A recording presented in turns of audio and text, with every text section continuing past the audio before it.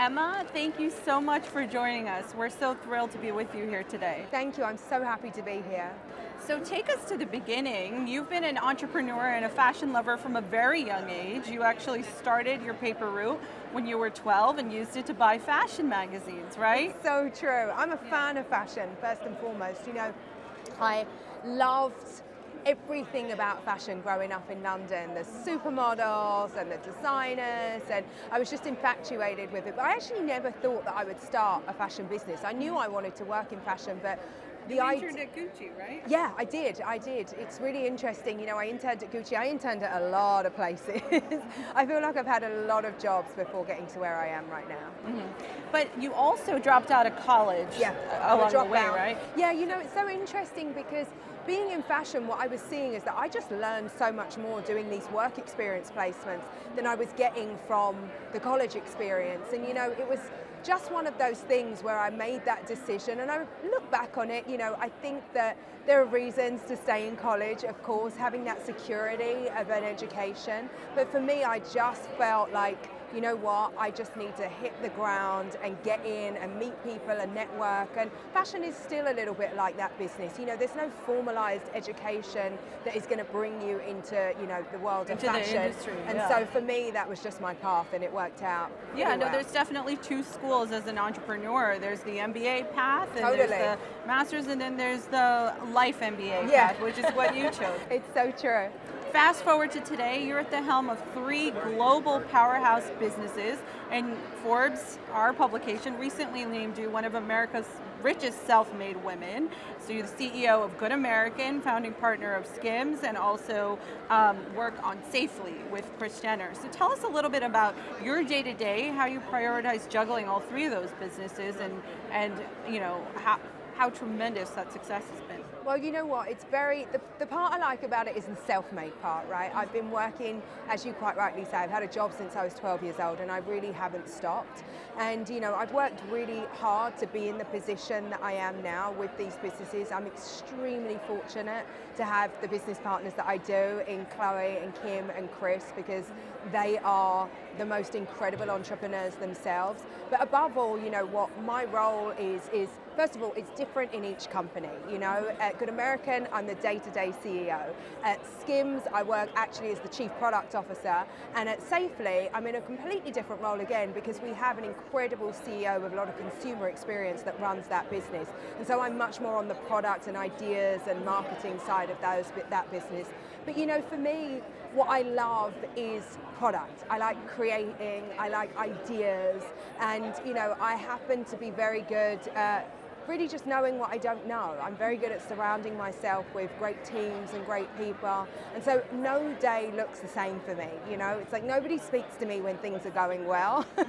It's always about, you know, problem solving and troubleshooting, and we're now in this like incredibly unique time coming out of COVID, you know, with the issues that we have with inflation, with supply chain. All of our businesses are affected by all of those things, and so it's been a very unique 2 years. And you know, for me, I'm still learning every day, which is, you know, one of the things that I thrive on, really being able to, you know, constantly learn and constantly evolve as an individual. That's why I kind of love my role so much.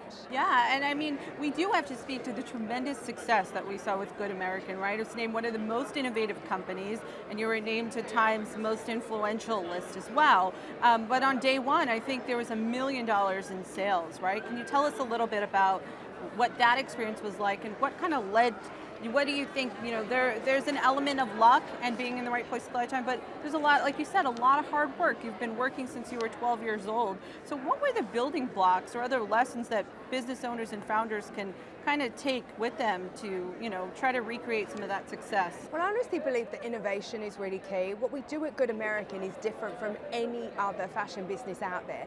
The way we approach product development is really thinking about fit and fabrication. And if we can't innovate in fit and fabrication, we shouldn't be in that category. What we do is work in this incredible size range. So we're creating clothing for all women all the time, from a size 00 to a plus size 30. And there's nobody else out there actually doing doing that. And also this important part about really never sacrificing fashion for the sake of inclusivity. We're making clothes that women really want to wear that they can't get elsewhere. And that's what's so great about that business. We're actually serving a really underserved market. And people know that they can count on Good American. It's not something that we're doing as part of a quick campaign. It's not something that we're doing, to just kind of say, hey, we're box ticking. This is who we are all the time. And we have principles as a business. We make sure that our retailers carry all of the sizes all the time. The whole suite, right. That's really important. I think that our customers and the community of women that we served have learned that Good American is the real deal, right? They trust us. They know when they buy a pair of Good American jeans that they're going to fit, and they know we make things with their body and their curves in mind. And I just feel that, we've started to have a reputation where we're just not ever going to sacrifice, and people really appreciate that. So what lessons would you share to other founders today who are trying to push the envelope, but maybe are struggling because they're trying to get their brand out there in the beginning? Is there any way to kind of stay true to your integrity while also trying to gain access either via capital from investors or through other means?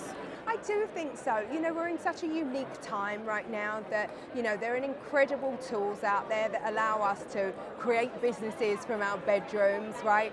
To actually really embrace technology and all that that's bringing to us. And so I think that any solo entrepreneur really needs to think about all the tools at their disposal. And we're in an amazing time. I do know that coming out of COVID, so many people are struggling and that they're trying to pivot their businesses. But I also think that you've got to look for opportunity in every crisis, because there's so much opportunity out there right now. And so it's about finding the white spaces, finding what you want and can't find as a consumer, and then leaning into that. But technology is making that easier and easier every day.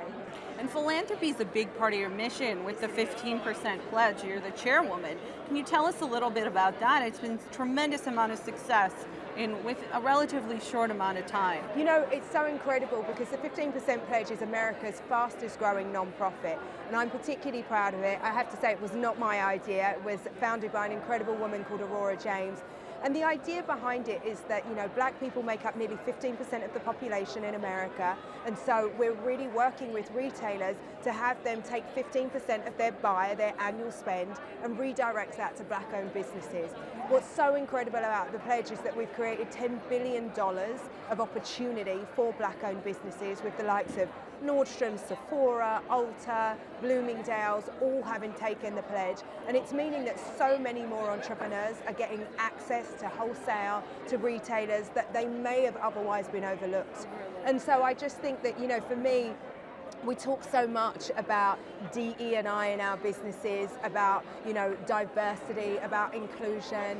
And, it's time that businesses put their money where their mouth is. If you actually want to make a difference, there are so many great businesses out there that we can interact with and that should be on the shelves. And there's also just, so much, I think there's such an idea out there that, black-owned businesses are perhaps only made for black people, when we know that just isn't the case, it's right? also the fastest growing category. Absolutely. Black female founders are the fastest female founders, and they're making products that we all want every day, that we all need every day. And so just creating a little bit more of a pathway, because, as we all know, there's just not enough opportunity for everybody out there. And so what the pledge is doing is clearing that pathway and making opportunity way more accessible for those that need it.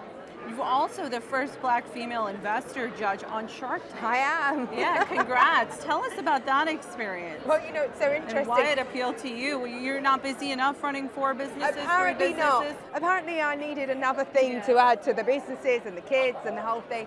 Shark Tank was an incredible opportunity for me because it wasn't so long ago that I was actually out there trying to raise finance for my own business.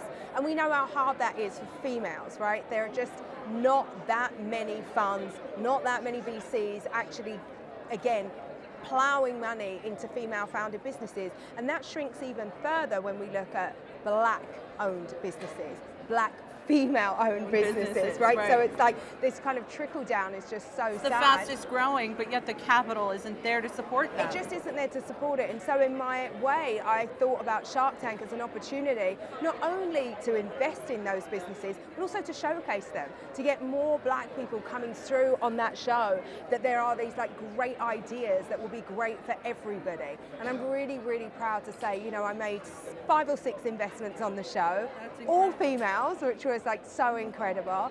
And it was a great experience for me, but great for those founders to get the exposure and the opportunity, and great to see that actually so many of the other sharks were investing in businesses by founders from all sorts of backgrounds. And so I was very, very, very happy with, you know, me turning up on that show and doing my small part.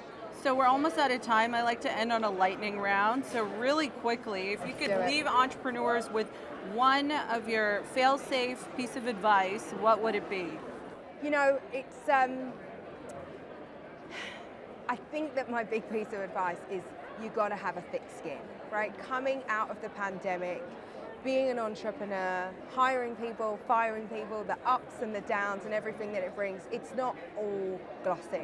And I think that just having a thick skin and knowing that you're going to kind of get through things, that there are these like peaks and troughs and ups and downs, and that's all part of it. That's why, you know, being in love with your business is so important. Not just because you think you have a great idea, but you're gonna have really, really hard times. And so I think if you have a thick skin, you'll do well. You know, entrepreneurialism is not for the faint of heart.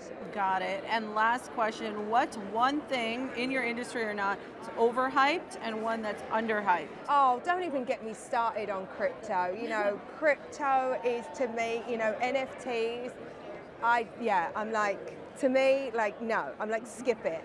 There's way better things to do with your money, like, I'm pretty sure. I tend to kind of like listen to the behemoths, and if Bill says it's a no, and Warren says perhaps pass, I'm going in that direction. Smart. What is underhyped? I mean, look, there's so many great businesses out there. I do think that I kind of come back to this idea about, you know, black-owned businesses. I think that they are really underhyped because there's this, you know, predisposition that they're just for black people. And I think that we could do a lot more hype and everybody can rally around black-owned businesses because they're for everyone. Awesome. Well, Emma, thank you so much. Thank you, my dear. It's so nice to meet you.